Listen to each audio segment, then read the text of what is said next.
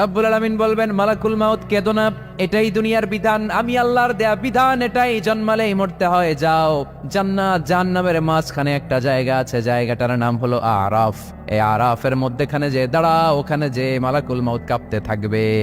মালাকুল মাউত বলবে, আল্লাহ সৃষ্টির শুরুতে যদি জানতাম সবাইকে মৃত্যুদান করার পরে, রূহ কবজ করার পরে আমাকেও মরতে হবে, তাহলে এই কঠিন দায়িত্বের ব্যাপারে আপনার কাছে ক্ষমা চাইতাম।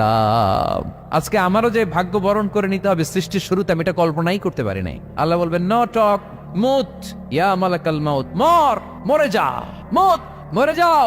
বলার সাথে সাথে মালাকুল মাউত এক বিকট চিৎকার হাঁকিয়ে মরে যাবে। মালাকুল মাউতের চিৎকারটা সেদিন এত ভয়ঙ্কর হবে, বিষ্ণু ঈসা ইসলাম বলেন, ওই চিৎকারের আওয়াজ যদি পৃথিবীর মানুষেরা কান দিয়ে শুনতে পেত, তাহলে কিয়ামত সংগঠিত হওয়ার জন্য আলাদা করে ইসরাফিলের সিঙ্গার প্রয়োজন হতো না। ওই চিৎকারের আওয়াজে প্রতিটা মানুষ কানের পর্দা ফেটে ওই জায়গায় লাশ হয়ে পড়ে যেত। এবার ডানে বায়ে সামনে পেছনে উপরে নিচে কেউ নাই, একজন ছাড়া। জোরে বলতে হবে, তিনি কে? আল্লাহ তখন পৃথিবীকে একটা ডাক দিবেন, বলবেন, ইয়া দুনিয়া আইনা আনহারুকি, এই পৃথিবী তোর নদীগুলো কোথায়? ইয়া দুনিয়া আইনা আশজারুকি, এই পৃথিবী তোর গাছগুলো কোথায়? বটতলা। ইয়া দুনিয়া আইনাল জিবাল, তোর বড় বড় মাউন্ট এভারেস্ট পাহাড়, আলাস্কা পর্বতমালা, আলপস পর্বতমালা, এগুলো কোথায়? তুর পাহাড় আজকে কোথায়? ইয়া দুনিয়া আইনাল মুলুক, রাজা বাদশারা কোথায়, যারা ক্ষমতার দাপটে পা জমিনে ফেলতে চাইতো না? আইনাল জাবাবেরা, অত্যাচারী স্বৈর শাসকগুলো আজকে কোথায়? আজকে কোনো আওয়াজ নাই। আল্লাহ তখন হুঙ্কার দিয়ে বলবেন, লিমানিল মুলকুল ইয়াউম, who belongs the kingdom today. আল্লাহ চিৎকার দিয়ে বলবেন, আজকে ক্ষমতা কার? আওয়াজ করে বলেন, সেদিন ক্ষমতা কার?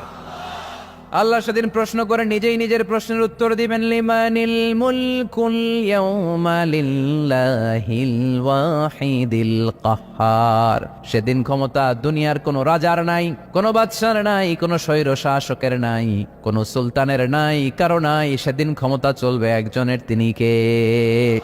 তার নাম হচ্ছে রহমান। তার নাম কি? আরো জোরে বলেন, কি নাম? এজন্য রহমান কারে বলে আজকে চিনতে পারছেন? তার দয়ার শেষ আছে? তার ক্ষমতার কোনো কুল কিনারা আছে? তার ধন ভান্ডারে কোনো কমতি আছে? এজন্য লা বিশাইইন মিন নিআমিকা রাব্বানা নুকাযযিবু ফালাকাল হামদ, we don't deny any of your mercy and blessings, all praises to you. আল্লাহ তোমার কোন নিয়ামতকে আমরা অস্বীকার করি না। আল্লাহ প্রথমে ধমক দিয়ে বলছেন, এই মানব জাতি আর জিন জাতি, আমার কোন নিয়ামতকে অস্বীকার করবি? আমরা বলি কোনোটাই অস্বীকার করি না। সকল প্রশংসার মালিক একজন, তিনি কে?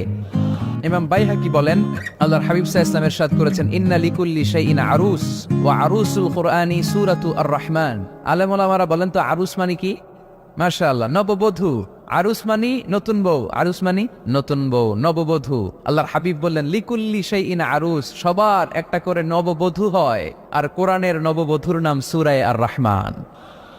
ইন্না লিকুল্লি শাইইন আরুস ওয়া আরুসুল কুরআনি সূরাতু আর-রাহমান। দুনিয়ার প্রত্যেকের জন্য আল্লাহ একজন করে নববধূ দান করেছেন। আল্লাহর কোরআনেরও একটা নববধূ আছে, এই কোরআনের নববধূর নাম সূরা আর-রাহমান। কোরআনের নববধূ, কোরআনের নতুন বউ, কোরআনের নতুন বউ। কেন আল্লাহ এত সূরা থাকতে, 114টা সূরা থাকতে আর রহমানকে কোরআনের নববধূ বললেন? এর কারণ, নববধূ যেমনি বাসর রাতে হাতে পায়ে আলতা মেখে, বেনারসি শাড়ি পরে, জুয়েলারি অর্নামেন্টস পরে, পার্লারিং করে, মেকআপ করে হাজবেন্ডের জন্য নিজেকে উজাড় করে সাজায়, ঠিক তেমনি আল্লাহ তাআলা এই দুনিয়াতে আমাদেরকে কি নিয়ামত দিয়েছেন।